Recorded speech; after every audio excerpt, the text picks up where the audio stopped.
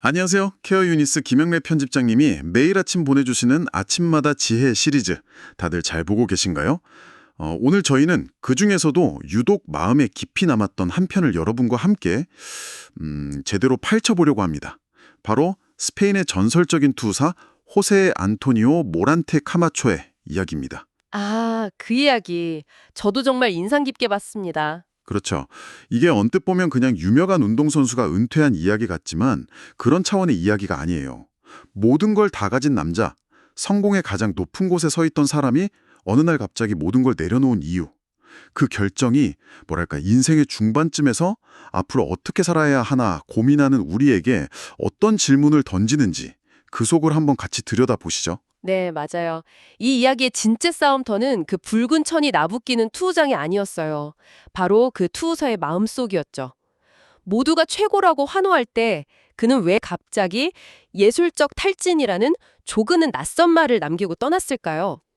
오늘 우리는 그가 털어놓은 고백들을 따라가면서 성공이라는 빛이 만들어내는 그림자, 그리고 나 자신을 지키기 위해 멈출 줄 아는 용기에 대해 이야기해 보려고 합니다. 자, 그럼 이 이야기의 주인공 호세 안토니오 모란테 카마초가 대체 어떤 사람이었는지부터 좀 알아볼까요? 이 사람이 그냥 투사가 아니었어요.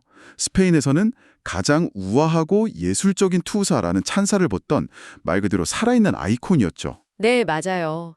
아이콘 그 자체였죠. 어느 정도였냐면 그의 몸짓 하나하나에 수만 관중이 숨을 죽이고 경기가 끝나면요. 지역 정치인들이 막 달려나와서 그의 어깨에 꽃을 걸어주면서 경의를 표할 정도였다고 해요. 와, 상상만 해도 대단하네요.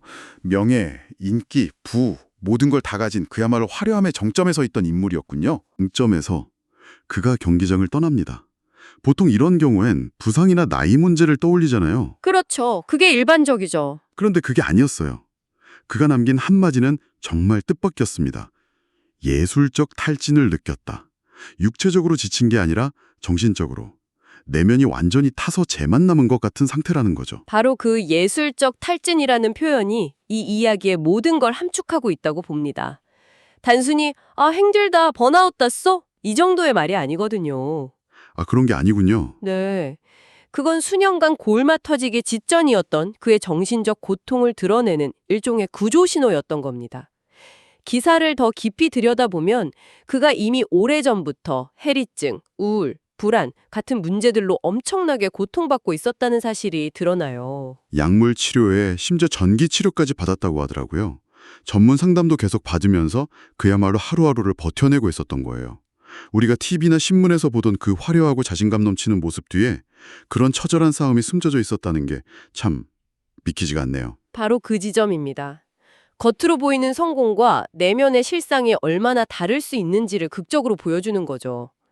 최고라는 타이틀을 지켜야 한다는 압박감, 또 대중의 기대를 배신해서는 안 된다는 그 중압감이 한 인간을 어디까지 몰아붙일 수 있는지를 생각하게 합니다. 여기서부터 이야기가 정말 흥미로워집니다. 모란테가 은퇴 후 고향집에서 한 인터뷰가 있는데 그의 내면을 정말 날 것 그대로 보여주거든요. 그가 이렇게 말해요. 기량이 떨어진다는 느낌은 전혀 없었습니다.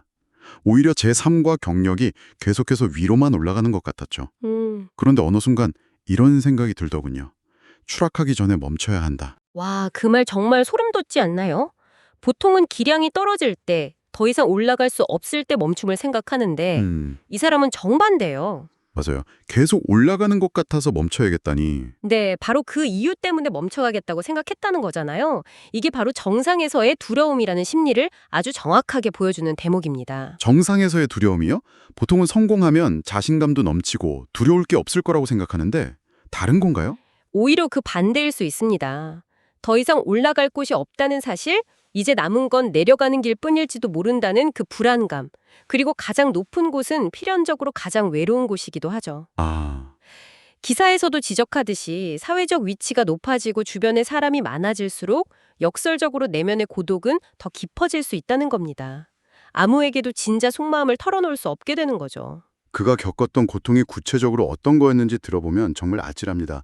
자기감 상실 혹은 이인화 경험이라고 하던데 어느 날 거울을 보는데 거울 속의 남자가 자기 자신이 아닌 것처럼 낯설게 느껴졌다고 해요. 저런. 저게 나인가 싶고 갑자기 이후 그 눈물이 쏟아지는데 멈출 수가 없고 심지어 자기 몸이 내 것이 아닌 것처럼 느껴졌다는 고백은 정말 충격적입니다. 그건 단순한 스트레스 반영을 넘어선 겁니다.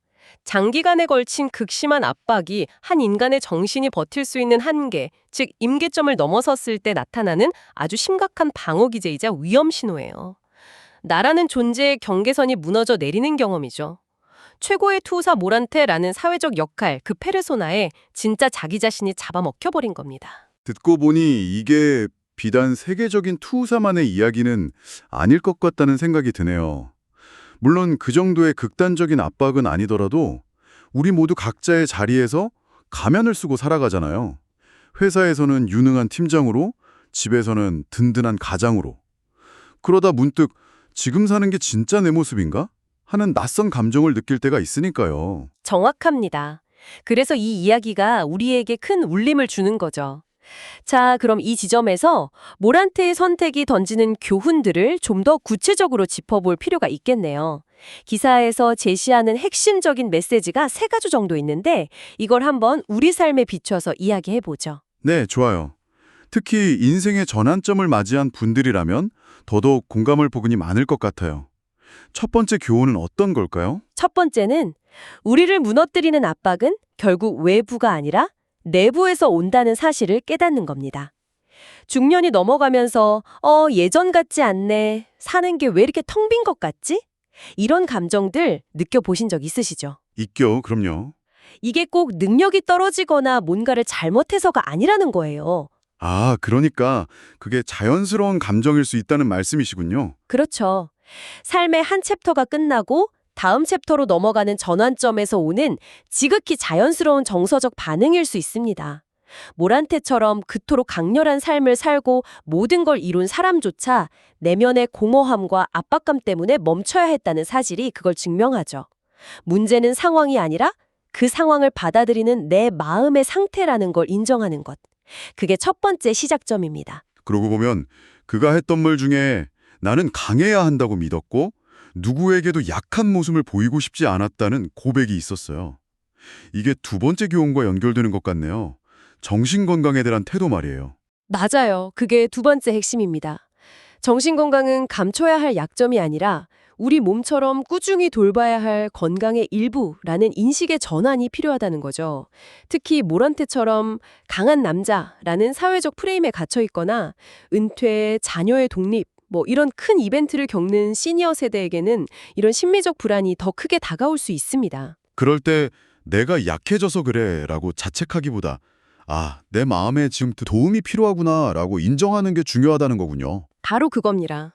모란테가 결국 내 안에 해결되지 않은 문제가 있다고 인정하고 도움을 구했던 것처럼요.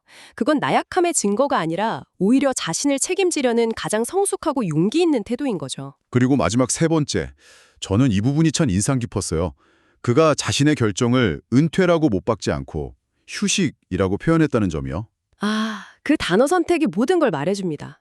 그게 세 번째 교훈, 멈추는 용기는 포기가 아니라 새로운 시작의 전제 조건이다 라는 메시지죠. 우리는 보통 멈추면 뒤처지거나 실패한다고 생각하잖아요. 네, 그런 불안감이 있죠. 하지만 인생이라는 긴 문장에서 쉼표는 다음 문장을 더 힘차게 써내려가기 위해 반드시 필요한 순간입니다. 실패의 낙인이 아니라 회복과 재정비를 위한 지혜로운 시간이라는 거네요. 그렇습니다. 잠시 멈춰서 숨을 고르고 내가 어디로 가고 있었는지, 앞으로는 어디로 가고 싶은지 방향을 재설정하는 시간인 거죠. 모란테의 휴식 선언은 바로 그런 의미를 담고 있는 겁니다. 그럼 투우장을 떠난 그의 현재 모습은 어떤가요? 기사를 보면 그는 이제 나는 무엇을 할 것인가 라는 질문에 아직 뚜렷한 답을 찾지는 못했다고 해요. 하지만 중요한 건 그가 지금 무엇을 하고 있느냐가 아니라 무엇을 하지 않고 있느냐입니다. 그는 지금 아무것도 결정하지 않는 시간, 그저 가족과 함께 시간을 보내고 고향의 강가에서 조용히 자신을 돌보는 시간을 보내고 있어요. 방향 없는 공백이 때로는 불안하게 느껴질 수도 있지만 어쩌면 그 여백이 있어야만 새로운 그림을 그릴 수 있는 거겠네요. 맞습니다. 투우장의 황소와 싸우는 것도 물론 목숨을 건 두려운 일이지만 인간에게 가장 어렵고 힘든 싸움은 결국 내 마음의 링에서 벌어지는 싸움이라는 기사의 교훈이 다시 한번 와닿는 대목이죠. 남들의 시선이나 체면보다 더 중요한 건 내 마음이 지금 나에게 보내는 신호를 알아채는 겁니다. 약해 보여도 괜찮고 잠시 길을 잃어도 괜찮다는 것. 그걸 받아들이는 것 자체가 바로 지혜 아닐까요? 모란테가 경기장을 떠나던 마지막 장면 묘사가 정말 영화 같았어요. 수많은 젊은 팬들이 그의 어깨를 들어올려 경기장을 빠져나왔다고 하는데 그때 그가 이런 말을 남겼다고 하죠. 즐겁다기보다는 고통을 끝냈다는 안도감이었습니다. 나는 꿈을 이루었고 이제는 그 꿈에서 나옵니다. 꿈에서 나온다는 표현이 정말 의미심장하네요.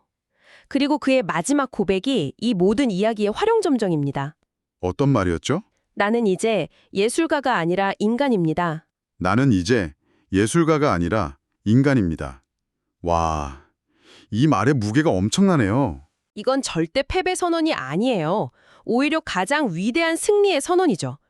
가장 우아한 투사라는 역할, 대중의 기대와 환호라는 무거운 갑옷을 모두 벗어던지고 그 안에서 상처받고 지쳐있던 진짜 나 자신으로 돌아오겠다는 가장 인간적이고 용기 있는 선택인 겁니다.